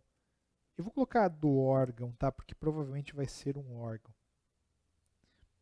responsável pela edição da lei ou do ato normativo, o AGU fazendo a defesa, o PGR dando seu parecer, e aí, enfim, o julgamento. Então, aqui nós temos os passos da ação que vão condicionar a formulação de pedidos, lembrando que cabe aqui uma liminar, aliás, uma cautelar. A lei fala em cautelar. Beleza? É importante lembrar que a ação direta de inconstitucionalidade é uma ação objetiva, né? É uma ação, portanto, que um legitimado deduz em face da lei. No entanto, a gente está sabendo já que na prova a gente vai pedir o ajuizamento da DI em face da lei, do ato normativo, feita por alguém. Porque a gente quer se resguardar. Pode ser que a banca faça como deve ser feito, pontue como legitimado passivo da DI o ato normativo. Pode ser que ela pontue o órgão que fez. Não está certo, mas vai que ela faz. Né? E nesse caso, fazendo dessa forma mais completa, você garante o seu ponto. Beleza? Mas na parte de notificação do órgão, da autoridade, lembre do seguinte. Lembre de pedir a notificação de todo mundo que participou, direta ou indiretamente, da construção daquela lei. Porque, por exemplo, se foi uma lei federal aprovada pelo Congresso com a sanção do presidente, traz todo mundo. Traz todo mundo. Tá bom? De outro lado, olha lá, ó, olha aqui, ó, assim, ó. De outro lado, a gente tem a ação declaratória de constitucionalidade, que a gente já sabe para que serve. Mas a dinâmica procedimental dela é um pouco diferente, por quê? Porque a gente faz a petição inicial, a gente pode pedir, sim, a notificação do órgão ou autoridade coatora, né? Enfim, não é a autoridade coatora, mas o órgão que fez a lei. Aí a gente não vai chamar o AGU para defender, a gente vai pular direto para o PGR. E aí o julgamento, sendo que sim, é cabível também aqui uma determinada cautelar. A gente não vai pedir a notificação do AGU para ele defender, porque vai defender o quê, cara, se não tem ninguém atacando, concorda? Não tem ninguém atacando, então não precisa ter ninguém defendendo. É uma lógica, acho que um tanto quanto tranquila, né? Fácil de ser percebida. Agora, na arguição de descumprimento de preceito fundamental, a gente vai adotar um posicionamento muito parecido. Para não dizer igual, né? Por quê? Porque vem a inicial, a manifestação do órgão, que cria o ato normativo. A gente não vai pedir a manifestação do AGU, porque imagina, né? AGU defendendo cacareco, lei municipal, lei revogada, atos secundários, coisa dada toda. PGR e julgamento. E aí, note que o procedimento da DC com o da DPF é basicamente igual. Aí vem a ADO, o procedimento da ADO. Lembra da ADO? Então, o que a gente vai fazer? A ADO é assim, ó. A ADO que ataca, ou melhor dizendo, questiona, né, a omissão. Aqui é a inicial, o órgão, por exemplo, o Congresso, que não criou a lei, né? Aí tem um duplo caminho, lembra? Era o AGU ou direto o PGR, pedindo depois o julgamento. Lembrando ainda, desculpa, eu acabei pulando isso, que na ADPF cabe uma liminar. Antônio, por que lá era cautelar e aqui era liminar? Meu, às vezes eu acordo de noite pensando nisso. Mas por que, meu Deus, né? Por que, cara? Não sei nem porque fizeram duas leis, mas é assim que funciona, né? Beleza? Então aqui tem a ADO, e lembrando que na ADO pode sim ter um provimento cautelar. Pode ter uma cautelar de novo. Então aqui você tem os procedimentos vistos lado a lado. Então veja, é quase sempre a mesma coisa. Né? Quase sempre a mesma coisa. Com algumas... Lembra, a gente vai direcionar isso para o Supremo Tribunal Federal, né? A gente vai dar valor de causa sim. Antônio, meu professor, ele disse que não cabe. E não cabe mesmo, ele está coberto de razão. Mas a banca não sabe. Ela já cobrou a DI com valor de causa. Então, vamos ficar discutindo, cara? Ficar batendo palma para louco dançar? Não, né? Vai lá e mete um valor de causa aí, pronto, acabou. Mas lembra de fazer esse procedimento. Antônio do céu, você não sabe o que aconteceu, cara. Eu tô desesperado porque ali na minha ADC eu acabei pedindo a manifestação do AGU. Relaxa, relaxa, relaxa, fica tranquilo. Aí não tem problema não, porque muito dificilmente a banca vai, não é dificilmente, a banca não vai tirar ponto, não vai tirar ponto mesmo. Galera, é isso aí. Então a gente basicamente viu o controle, né? É claro que numa ADI a gente vai pedir a anulação da lei, assim como numa ADPF. Vai depender de qual lei a gente está querendo atacar. Numa ADC, a gente vai pedir a confirmação da constitucionalidade daquele ato normativo. E numa ADO? Ora, numa ADO, a gente vai pedir que o Supremo Tribunal Federal reconheça a mora e fixe um prazo razoável, né, para que a parte, no caso o Congresso, por exemplo, supra aquela omissão. Mas não é algo que vai gerar dúvida, até porque a própria Constituição, você já anotou, estabelece aí essa hipótese. Beleza? Antônio, e a tal da representação de inconstitucionalidade? Cara, a representação de inconstitucionalidade é uma mini ADI, né? Eu já tinha explicado isso para vocês num determinado momento. A representação de inconstitucionalidade é assim, ó. Ela vai ser distribuída no TJ com base no artigo 125, parágrafo 2. Tá? Ela vai proteger Constituição estadual contra lei ou ato normativo estadual ou municipal. Lei ou ato normativo estadual ou municipal. Certo? Ah, mas Antônio, como é que eu faço? Olha, você vai, assim, primeiro, né, a gente tem que entender que a probabilidade disso ser cobrado é muito baixa. Por quê? Porque essa representação de inconstitucionalidade tem legitimados que são definidos pelas constituições estaduais.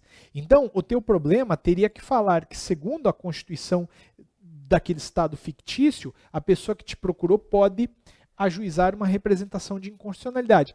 Caso isso aconteça, você você monta igualzinho se montou a ADI, fazendo ajustes. Por quê? Porque essa representação de inconstitucionalidade não vai para a STF, vai para a TJ. E aí, mas e o procedimento? Eu não sei. Sabe? Tá aí, ó. Petição inicial, notificação do órgão responsável pela edição daquele ato normativo, né? Advogado-geral aliás, aí não é advogado-geral da União, vai ser o procurador-geral do Estado, procurador-geral procurador-geral do Estado, aliás, aí assim, ó, é procurador-geral do Estado fazendo a defesa e o procurador-geral de Justiça, que é o equivalente ao PGR, dando um parecer. E aí o julgamento. Beleza? Então é igual. Chance de cobrar? Assim, ó, pequenininho. Ó. Dá um desfocar aqui, ó, pequenininho, pequenininho. Beleza? Excelente. Excelente. Estamos aqui diretamente falando dos estúdios do curso jurídico, né? 840 metros quadrados, meu estúdio, tudo eletrônico. Ó, eu aperto um botão, vai para a lousa, eu aperto outro botão, vem para mim. Ah, Antônio, por isso que você passou todo o curso segurando o celular na mão? Foi, cara, não estava atualizando meu Instagram aqui, não, tweetando, estava trabalhando, beleza? Ó, mudou de um lugar para outro. E aí a gente chega aonde? A gente chega nos recursos, que todo mundo tem medo, né? Ah, Antônio, recurso é coisa de processo civil, cara, eu não quero um recurso, não. Tá, veja, recurso é assim, ó. Tem a parte tranquila e tem a parte não tão tranquila. A parte tranquila está lá no RO. O recurso ordinário, você sabe que as hipóteses de cabimento dele são muito tranquilas, né? Tem recurso ordinário para o STF, tem recurso ordinário para o STJ. O recurso ordinário para o STF, ele vai ser utilizado para atacar a decisão denegatória de mandado de segurança, habeas corpus, mandado de segurança ou mandado de injunção, impetrado em tribunal superior ou no caso do crime político. Se você tem dúvida, é só dar uma lida no artigo 102, inciso 2 da Constituição. Tem também o recurso ordinário para o STJ. Quando? Quando decisão denegatória de mandado de segurança ou habeas corpus é feito por TJ ou TRF, ou naquela ação envolvendo o Estado estrangeiro de um lado ou organismo internacional em face de município ou pessoa residente ou domiciliada no Brasil. Nesse caso, é um recurso ordinário para o STJ.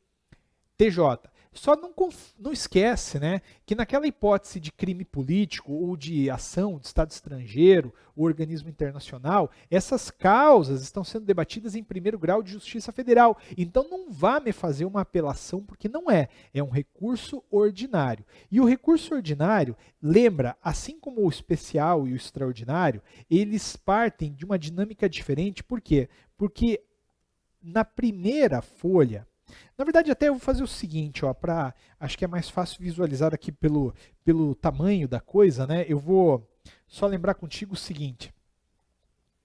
Na primeira folha, você vai fazer o quê? Você vai fazer a interposição para o tribunal prolator daquela decisão, ou para o juiz de primeiro grau, porque pode ser um recurso ordinário oriundo de uma decisão de Justiça Federal, aí é contra a decisão do juiz federal, né? Mas normalmente vai ser, imaginando, por exemplo, um recurso ordinário para o Supremo Tribunal Federal em caso de denegação de mandado de segurança originariamente distribuído em Superior Tribunal de Justiça. Parece difícil o que eu falei, mas você está entendendo aí. Assim, ó, não tô, é simples, ó. Mandado de segurança, ele foi impetrado no STJ.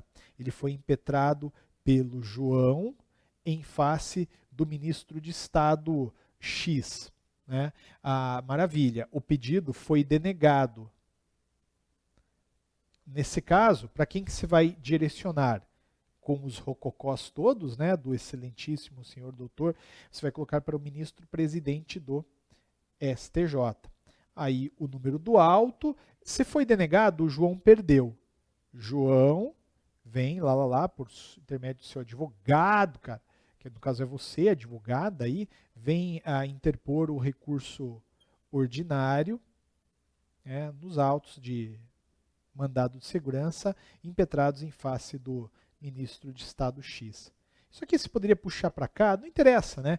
O que eu quero focar aqui é que você vai direcionar para o presidente do tribunal que deu a decisão, no caso, o presidente do STJ.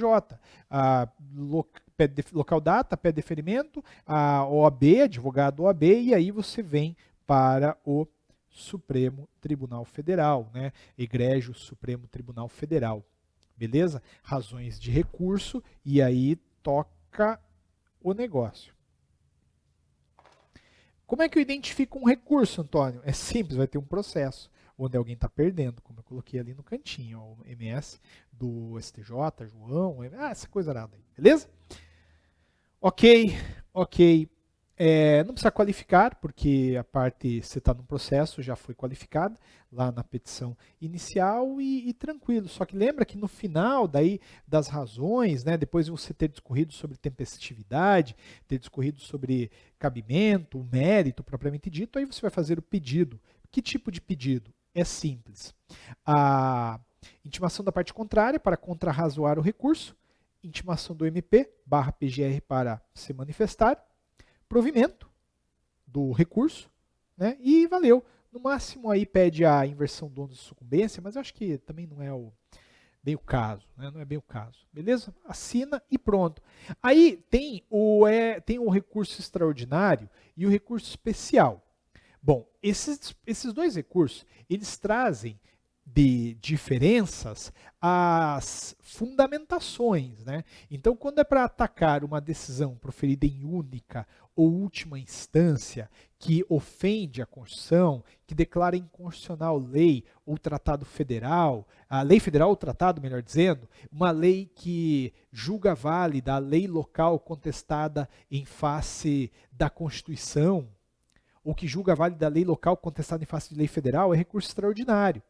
No recurso especial, eu tenho uma ofensa à lei federal, eu tenho o julgar válido o ato de governo local contestado em face de lei federal e tenho também a controvérsia. Eu não vou nem insistir muito nisso, não porque não tem chance de cair, tem, cara, mas é que são hipóteses que estão taxativas ali na Constituição. Havendo, obviamente, uma certa dificuldade naquelas situações mais limítrofes ali de recurso especial e recurso extraordinário, você lembra, mas vamos para frente, né? Não esquece das hipóteses formais de cabimento. Porque assim, ó, você vai lembrar que eu fiz isso daqui contigo num determinado momento de nossas aulas, né? Na verdade, isso aqui eu vou passar pro quadro aqui, ó, e vamos fazer aqui porque acho que dá mais certo. Então assim, ó, recurso ordinário, recurso especial e recurso extraordinário. Tá? Na verdade, dá para fazer diferente. Ó. Dá para fazer assim. Ó. Ô, Antônio, decida, cara, o que você quer? Tá um tempo aí. Aqui, ó. Recurso extraordinário, recurso especial e recurso ordinário. Maravilha. E a gente pode falar sobre os requisitos que eu quero colocar aqui de formalidades. Né? Por exemplo, a gente tem a tempestividade. A tempestividade é um cabimento de recurso ordinário, sem dúvida alguma, de recurso especial e de recurso extraordinário. Todos eles devem ser interpostos no prazo de 15 dias úteis a contar daquela decisão. Beleza? Agora, também tem uma outra hipótese. Desculpa, cara. Olha, difícil não é a prova, difícil é conviver em Curitiba com a renite. Foi mal. Desculpa, odeio renite, não aguento mais renite. Tempestividade, aí tem também a questão do preparo, que, de novo, é uma hipótese, aqui, ó, de todos.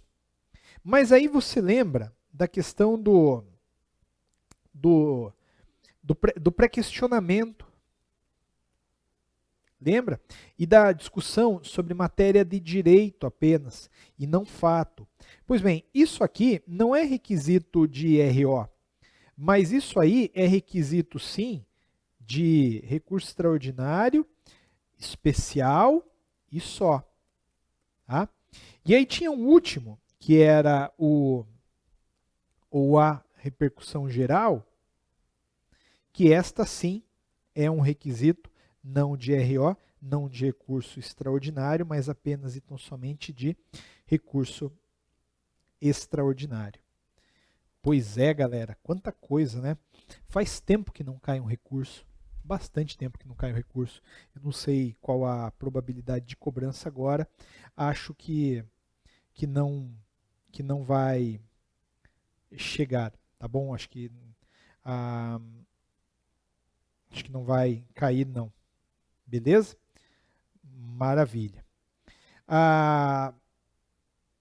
Depois disso, pessoal, eu, assim, basicamente chego ao fim, né, das ações com probabilidade maior de cobrança. Porque a gente falou nessa 1h40 em uma série de ações. Óbvio que ainda fica, talvez, a ação de impugnação a mandato eletivo, né? Pode ser que caia. A gente falou um dia, numa determinada aula, sobre ela, ação de impugnação a mandato eletivo. Como é que você monta uma ação de impugnação a mandato eletivo? Bom, você vai fundamentá-la, a ação de impugnação a mandato eletivo, olha aqui, ó, se você não viu a aula. O artigo 14, parágrafo 10 e 11, estabelece a chamada ação de impugnação a mandato eletivo. Você monta, igualzinho, monta uma ação pelo procedimento comum, com a seguinte diferença. Ela vai para a Justiça Eleitoral. Nesse contexto, o endereçamento seria excelentíssimo senhor doutor, juiz eleitoral de um determinado lugar. Esta ação de impugnação a mandato eletivo, ela tem que trazer prova documental. Tem que trazer documentos. Tá? E esta ação, ela tem as hipóteses de cabimento que estão definidas no artigo 14, parágrafo 9º, que são, né, o abuso do poder econômico, fraude ou corrupção. Beleza? Então monta igualzinho uma. Antônio, mas como assim? Me explique um pouquinho mais. Sim, explico. Fácil. Por exemplo, o juiz, aliás, o deputado, o vereador, depois de eleito, depois de eleito, foi desmascarado num esquema de abuso de poder econômico. Ele abastecia, acredita que isso acontece, tanque de gasolina para votarem nele. Nesse caso, cabe o quê? Cabe uma ação de impugnação ao mandato eletivo. Só lembra o seguinte, o marco para ajuizamento dela é a diplomação. É a diplomação. A pessoa tem até 15 dias para ajuizar a ação de impugnação ao mandato eletivo, contando o termo inicial do quê? Da diplomação. Beleza? E aí valeu. E aí você tem as ações possíveis de serem cobradas. Olha, galera, é isso.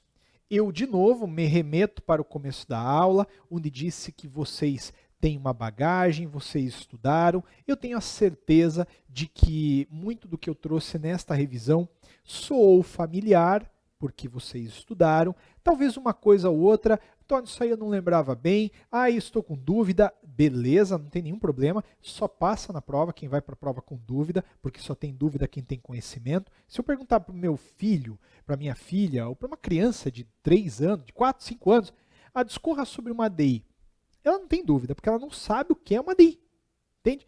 Se você tem dúvidas, é porque você tem muito conteúdo aí. E como eu falei lá no começo da aula, ou melhor, da prova, a mágica acontece. E aí aquilo que está aí dentro, esperando para explodir, vai explodir. E explodir positivamente. Vai ser uma explosão de sucesso, uma explosão de conhecimento que vai redundar na sua aprovação. E daqui a algumas semanas nós comemoraremos juntos. Você é advogada, você é advogado. Beleza? Galera, eu só tenho a agradecer. Um grande beijo para vocês. De novo, agradeço a confiança de vocês que depositaram aí a sua, de certa forma, carreira, né, no curso jurídico. Nós estamos convictos de que vocês serão advogados já já. Um grande beijo para vocês, tudo de bom, nos vemos por aí.